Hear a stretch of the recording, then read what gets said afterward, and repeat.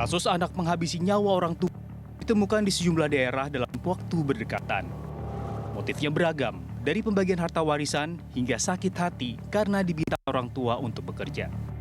Salah satunya pada tanggal 28 November 2022. Kasus pembunuhan ayah dan ibu serta kakak kandung satu keluarga di Magelang, Jawa Tengah cukup menyita perhatian publik. Pasalnya, pelaku pembunuhan merupakan anak kandungnya sendiri yang dimana sang pelaku menggunakan racun untuk membunuh keluarganya. Orang pertama dari almarhumah memang saya menyerahkan untuk dididik secara betul, kemudian ditindaklanjuti dengan kasus hukum. Itu saja saya. Tak jauh dari kejadian di Magelang, yaitu tanggal 1 Desember 2022. Seorang anak terancam dihukum seumur hidup. Sang anak tega memukul dengan benda tumpul, lalu mengubur hidup-hidup sang ayah. Hal ini dilakukan karena hal sepele, yaitu pembagian harta kekayaan. Kita menemukan beberapa tanda-tanda di TKP. Kita melaksanakan kegiatan pencarian dugaan di mana TKP terjadinya CS dikuburkan oleh saudara MT. Meski kasus-kasus sebelumnya sudah diproses hukum, namun masih saja ada temuan fenomena ini di Indonesia. Tim Liputan, B-Universe. Ya, pemirsa, fenomena anak durhaka marak terjadi belakangan ini. Mulai dari September hingga awal Desember ini saja, kita lihat setiap bulan ya kita temui kasus-kasus di mana anak tega membunuh keluarganya sendiri. Bahkan ada pula anak yang tega melaporkan orang tuanya. Ya, lantas apa sebenarnya yang menyebabkan fenomena ini kembali marak dan bagaimana mengatasi fenomena ini? Kita akan membahasnya bersama dengan narasumber yang telah hadir bersama kami di studio BTV Semanggi. Sudah ada Mbak Liza Japri, psikolog klinis dan hipnoterapis. Terima kasih Mbak Liza telah bergabung bersama kami. Dan melalui sambungan telekonferensi telah bergabung ada Prof. Adrianus Meliala, kriminolog UI. Terima kasih Prof telah bergabung bersama kami. Prof, selamat sore Prof. Terima kasih diundang, selamat sore Mbak Liza, Mbak Eliza, dua-duanya Mbak Liza. Oke, ini kalau mungkin saya dari Mbak Liza dulu. Kalau kita lihat Mbak Liza dan juga Prof, ini kan dari September saja deh kita lihatnya setiap bulannya pasti ada kasus di mana setiap keluarga konflik yang berujung pembunuhan atas sesama anggota keluarga ini pasti ada. Dan terakhir juga terkait dengan anak yang melaporkan ibunya. Kalau dari Mbak Liza melihat fenomena ini seperti apa sih sebenarnya? Ya, seperti yang tadi kita bincang-bincang sebelum mulai live ya, memang kan tanpa bisa dipungkiri kehidupan ini kan tuntutannya semakin banyak. Jadi di mana tuntutan makin banyak, sementara pengelolaan kecerdasan emosional juga tidak baik, mungkin itu salah satu faktor yang mungkin bisa. Nah, kenapa sampai ini bisa terjadi? Kadang-kadang ada yang namanya social learning. Berita, exposure dari berita itu juga membuat kadang-kadang orang yang udah stres tidak mampu berpikir dengan jernih, secara kemampuan analisanya jadi terganggu. Ya. Itu akhirnya tiba-tiba teride secara negatif dengan berita yang lainnya. Oh, bisa kali ya aku menghilangkan itu bisa. Tapi ada faktor lain juga yang mungkin terlibat. Apakah dia punya gangguan psikologis yang mengakibatkan dia tidak mampu membuat keputusan secara tepat? Karena nggak semua orang stres mampu melakukan ini loh. Itu yang harus kita tekankan. Jadi apakah ada gangguan psikologis yang dialami dia yang mengakibatkan dia sampai pada perilaku yang begitu impulsif dan bahkan ekstrim melakukan hal tersebut. Tapi kalau dilihat pemicunya, kalau Anda katakan stres belum tentu menjadi masalah di sini. Tapi pemicunya tuh sebenarnya bisa nekat tuh karena apa ya kalau dilihat dalam hal ini? Karena ini kan semuanya keluarga, jatuhnya seperti itu. Ada masa tidak ada rasa iba atau tega? Kemudian tidak ada kedekatan dalam keluarga tersebut. Tapi itu faktor yang kesekian. Faktor yang lebih terutama adalah jangan-jangan memang para pelaku ini sudah punya gangguan psikologis tertentu, gangguan kejiwaan tertentu. Apakah dia punya gangguan kepribadian psikopatik? Apakah dia punya gangguan psikotik sehingga kemampuan dia untuk mengolah realita itu terganggu?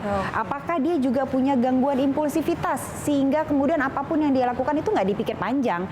Nah, ini yang bisa beberapa faktor yang menyebabkan orang tersebut mengambil keputusan ekstrim seperti ini. Gangguan-gangguan ini apakah memang bisa didapat secara karena memang beban hidupnya atau seperti apa sih sebenarnya? Kalau gangguan psikologis biasanya ada beberapa, paling tidak ada 3 faktor yang terlibat. Pertama, memang ada komponen biologis atau genetika yang kurang baik. Jadi ada fungsi organik otak yang tidak mampu menganalisa, menjalankan fungsi analisa dengan baik, memutuskan dengan baik, itu mungkin. Yang kedua ada tekanan-tekanan dalam hidup. Yang ketiga sudah jelas karakter orangnya. Nah, ketika ketiga ini ketemu nih, terjadilah gangguan gangguan psikologis tersebut. Oke, saya ke Prof. Prof, Anda sendiri melihatnya seperti apa, Prof, terkait dengan fenomena atau konflik yang berujung pembunuhan sesama keluarga ini, ataupun juga saling lapor sesama keluarga, Prof? Ya, Indonesia ini punya angka pembunuhan per tahun itu sekitar 2.000 kasus. Angka ini tidak berubah selama sekitar 10 tahun. Jadi walaupun angka pertumbuhan penduduk meningkat, tetapi angka pembunuhan tidak demikian. Dari 2.000 itu, maka yang kemudian dari segi motifnya itu ekonomi, lalu dendam adalah yang tertinggi. Dan umumnya itu kemudian terkait dengan orang-orang yang berada di luar, orang-orang yang disebut sebagai orang-orang intim dari pelaku. Dengan kata lain, bisa bicara mengenai orang, teman, lalu rekan bisnis, atau orang yang ada di jalan. Nah, mengenai pembunuhan yang terkait dengan orang-orang intim, sesama anggota keluarga, itu memang benar-benar masuk dalam kelompok kasus ya, ekstrim kalau tadi menurut Mbak Eliza. Dan sebagai sesuatu yang ekstrim, maka tentu ya kita tentu memberi perlakuan yang berbeda dari segi analisanya.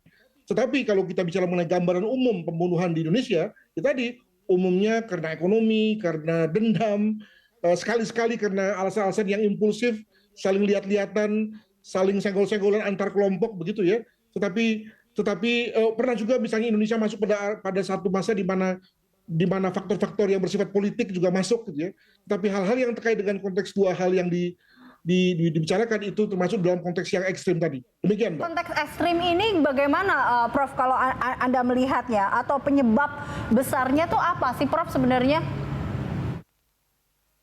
Ya, kalau lihat dari mengapa yang ekstrim ini terjadi, jangan lupa bahwa pada banyak orang keluarga adalah primary institution yang betul-betul menjadi acuan ya, menjadi referensi.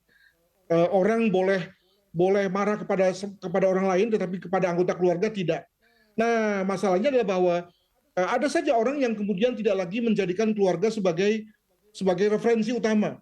Entah karena misalnya yang bersangkutan ini tidak pernah tinggal sehingga kemudian lalu attachment dengan keluarga menjadi rendah, atau juga mungkin selama masa hidupnya kemudian pernah mengalami abuse dari keluarga sehingga kemudian lalu melihat keluarga sebagai musuh. Ya, singkatnya adalah kepada anggota keluarga kemudian jika timbul konflik, lalu kemudian diperlakukan seperti orang lain, seperti halnya menghadapi orang luar. Jadi bayangkan ketika kita menghadapi orang luar itu kita bisa marah dan kita bisa pukul, maka itu juga yang kemudian terjadi pada anggota keluarga yang melihat keluarganya bukan lagi sebagai referensi utama, bukan lagi sebagai primary institution bagi dia. Okay. Nah, kita sebut dengan kata-kata gampang, keluarga pecah. Ya, keluarga yang tidak lagi menjalankan fungsinya. Dan kalau kita lihat ke kasus ini pasti ada situasi itu ya, keluarga yang kemudian sudah saling berebut harta, keluarga yang mungkin memarginalkan satu anak daripada yang lain, ya tentu kemudian lalu menjadi tidak bisa diterima. Namun bisa dimengerti kalau kita bicara mengenai konteks keluarga yang harusnya menjadi acuan utama bagi seseorang anggota keluarga. Demikian, Mbak. Artinya seringkali kita temui bahwa pendekatan yang dilakukan untuk mengatasi konflik sesama anggota keluarga ini menyerupai saat seseorang berkonflik dengan orang lain. Seperti itu ya, Prof, ya? Ya, itu ya nggak boleh kan. Berkonflik dengan orang tua itu kan harus ada batasnya. Demikian juga berkonflik dengan sesama siblingnya itu harus ada batasnya. Tetapi tadi pada keluarga pecah, maka yang sudah terjadi adalah si pelaku melihat keluarganya sebagai orang lain, ya, yang tidak ada lagi boundary, sehingga kalau dia marah aja, kalau dia mau bunuh aja. Nah, bayangkan keluarga macam apa ini? ya kalau bukan tadi yang saya sebut sebagai keluarga pecah. Begitu, Mbak. Tidak ada boundaries, tidak ada batasan di sini. Anda sepakat tidak, Mbak Liza, melihat bahwa ini sebenarnya menjadi akar masalah awalnya, keluarga yang tidak menjalankan fungsinya. Ini tadi kalau Prof pembahasan mengatakan. dari Prof tadi bagus banget. Jadi keluarga ini kan bisa kayak pedang dua sisi nih. Apakah bisa memberikan akar yang kuat banget untuk si anak dan memberikan tempat zona safe buat si anak tersebut untuk setiap anggota keluarga untuk tumbuh berkembang, atau malah bisa jadi perang tak berkesudahan nih. Karena kenapa? Karena kalau contohnya begini, Mbak, kalau kita jalan nih, tiba-tiba ada orang asing gitu ngata-ngatain kita, oh orang gila, mungkin kita nggak sakit hati. Tapi kalau itu yang ngatain keluarga, itu kan rasanya lebih berasa. Karena kita punya ekspektasi yang lebih terhadap anggota keluarga kita.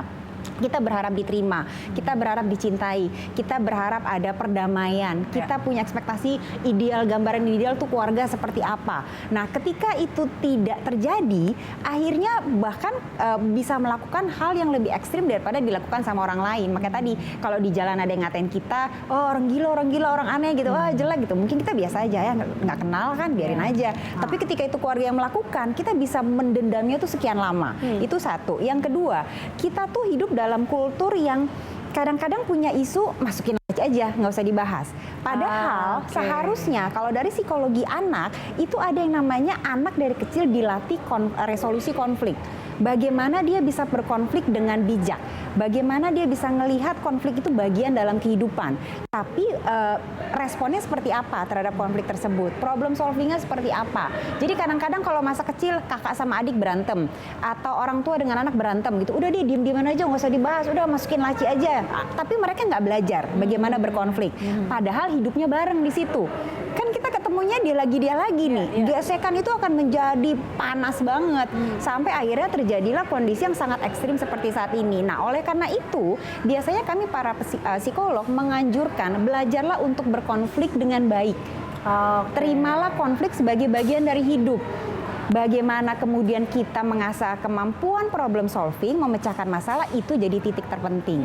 Artinya di sini juga komunikasi keluarga tidak berjalan dengan baik, itu yang sebenarnya. Dalam kondisi seperti ini, apakah memang ada kebutuhan khusus dari pelaku yang kita tidak menganulir, membenarkan apa yang dilakukan sama pelaku ya. Betul. Tapi kalau kita lihat, apakah memang ada kebutuhan khusus bisa rasa dendamnya dia, bisa gangguan psikologisnya dia yang tidak terdeteksi, atau hal-hal lainnya. Atau sebaliknya, jangan-jangan ada pihak keluarga yang membutuhkan dan selama ini juga tidak diakomodir, tapi kemudian pelaku memutuskan untuk selesaikan aja lah urusan ini biar selesai, bisa juga kan gitu jadinya. Oke. Komunikasi nih Prof, ini kan juga tadi ya kalau dilihat motifnya ekonomi, dendam ini kan berarti disimpan sebenarnya, dan ini akhirnya seperti bom waktu yang memang disimpan lama kemudian pecah pada akhirnya dan terjadilah fenomena-fenomena ini atau kasus-kasus yang kita lihat saat ini. Tapi kalau untuk pendekatan yang seperti apa sebenarnya Prof, kalau Anda lihat, dan aspek-aspek apa saja sih yang sebenarnya membuat kasus ini kita bisa katakan bahwa sebenarnya kasus ini ada, tapi ini nampaknya semakin sering kita saksikan saat ini. Kalau semakin sering saya kira data tidak memperlihatkan begitu ya. Dari segi data yang tadi saya katakan. Tetapi tadi bahwa walaupun satu kasus, ketika bicara mengenai ada orang yang meninggal, tentu kita harus anggap sebagai serius. Itu yang pertama. Yang juga kemudian tak kalah seriusnya adalah bahwa kembali kepada kasus tadi, itu kan pembunuhannya dilakukan dengan perencanaan. Ada upaya untuk membeli racun, ya. Lalu kemudian ada upaya untuk menguburkan orang tuanya hidup-hidup. Itu kan perencanaan. Jadi bayangkan dia sudah marah, mungkin sakit hati, tetapi kemudian ada perencanaan. Itu saya kira juga mengindikasikan severe ya, kedalaman entah itu marah atau sakit hati dari si anak ini, sehingga kemudian lalu dalam bahasa gampang tega untuk berbuat kepada orang tuanya atau kepada keluarga yang lain. Nah, kalau kita bicara mengenai apa yang harus dilakukan, pertanyaannya begini, apakah memang benar dewasa ini banyak keluarga yang kalau tadi yang dikatakan oleh Mbak Lisa memang punya masalah dari segi komunikasi dan kemudian punya masalah dari segi tidak mampu mengelola konflik. Itu saya kira ada benarnya ya, apalagi kalau kita bicara mengenai kondisi keluarga-keluarga di perkotaan ya, yang setiap hari terterpa dengan terekspos dengan berbagai macam masalah dan tidak lagi memiliki banyak waktu untuk bertatap muka, bertemu, ya berdialog pada pagi hari pada saat makan pagi misalnya. Hampir tidak ada lagi keluarga yang mampu seperti itu. Sehingga bagaimana mau menyelesaikan masalah, bagaimana mau berkonflik secara sehat. Ujung-ujungnya kemudian ketemu pada saat emosi sudah tinggi, ya pisau sudah dipegang dan racun sudah dibeli.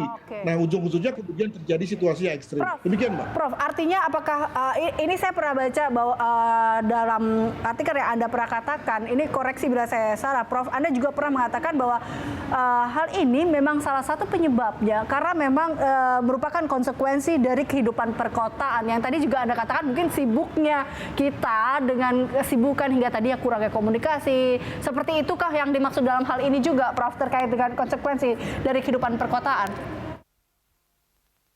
Ya, tapi itu kan menjadi sesuatu yang paling gampang disalahin ya, masyarakat kota itu ya. Tetapi juga jangan lupa bahwa banyak sekali orang yang terterpa dengan masyarakat kota, dengan kesibukan kota, tapi toh tidak mengalami hal yang sama. Apa dong yang membedakan antara keluarga-keluarga tadi dengan keluarga yang mampu bertahan? Saya menduga bahwa di situ ada soal dengan pendidikan, ada soal dengan attachment dengan orang tua, ada juga soal dengan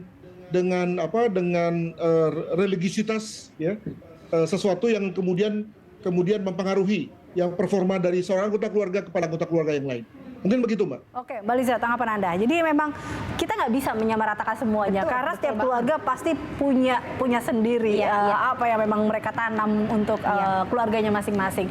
Tapi tadi memang ini yang menjadi perhatian kita, bagaimana kita membangun sendiri keluarganya dari komunikasinya dan tembok-tembok itu. Gimana ini? Kayak tadi Prof sudah katakan juga ya, buat saya memang kondisi seperti ini kompleks, nggak bisa tuh hanya sesimpel betul ada faktor komunikasi, betul ada faktor stres, tapi saya selalu katakan pada beragam wacana, ya nggak semua orang berada pada kondisi yang sama, tega sampai membunuh, tega sampai melaporkan, tega sampai menyakiti anggota keluarga, nggak semua, berarti kan ada faktor lain. Ini akan sangat menarik jika ada yang mau melakukan penelitian lebih lanjut nih, ya kan? Nah, tapi kemudian kalau balik tadi, bagaimana kita membangun keluarga kita, masing-masing keluarga itu sebenarnya punya dinamika keunikannya sendiri. Jadi nggak ada tuh satu teori yang template works for every family, itu nggak ada. Nah, kita yang harus trial dan error menemukan. Misalnya aja, katakan saya punya 4 anak, itu bisa menghadapi anak satu sama anak yang keempat bisa berbeda tuh. Nah, itu kita belajar mengenal bagaimana dinamika mereka, bagaimana cara mereka berkomunikasi, pendekatannya seperti apa. Begitu pula mereka belajar untuk berkomunikasi dengan orang tuanya. Oleh karena itu, karena bagi saya tetap meyakini bagaimanapun juga komunikasi untuk menjadi titik terpenting. Walaupun kayak tadi ya saya katakan masih banyak faktor yang lain yang terlibat. Jadi di masa seperti sekarang masyarakat perkotaan yang susah untuk ketemu, mau nggak mau kita tetap harus menyediakan family time. Di mana benar-benar duduk itu nggak mesti yang tiap hari sejam 2 jam, nggak usah. Misalnya seminggu sekali, atau kalau seminggu sekali juga susah, bisa 2 minggu sekali, sebulan sekali, tapi intens. Dilakukan dengan terbuka, dengan jujur, kemudian saling ketemu di tengah, dan itu benar-benar buka-bukaan. Nah, itu menjadi momen kita untuk saling mengenal satu sama lain dan mencegah terjadinya penumpukan amarah dan dendam. Oke, baik. Ini menarik, satu lagi yang juga memang menarik di awal yang ketika Mbak Liza mengatakan ada salah satu yang yaitu exposure media di sini yang memang menyebabkan jadi ada seperti ingin meniru, mencontoh terkait dengan hal ini. Tapi kita akan bahasnya nanti ya, Mbak Liza dan juga Prof Adrianus. Kita akan lanjutkan usai jeda. Pemirsa tetaplah bersama kami dalam